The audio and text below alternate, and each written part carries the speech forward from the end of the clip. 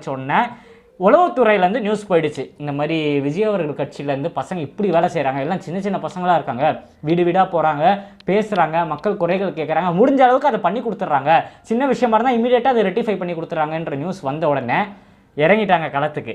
4 வருஷம் நீங்கள் எதுவும் மாப்பிள்ள எதுவுமே பண்ணல மாப்பிள்ள, இப்போ இறங்கிடுங்க, மக்கள் பிரச்சனை கேளுங்க, இன்னும் 1 வருஷம் தான் எலெக்ஷன் இருக்குது, அதுக்குள்ளே மக்களை ஒரு பிரெயின் வாஷ் பண்ணி ஏமாத்திடுங்கன்னு சொல்லி ஒரு ஒரு ஊரணியில் ஊழலை பண்ண இறங்கிட்டாங்க. ஸோ இதுதான் இந்த ஆப்போட முக்கியமான விஷயம்.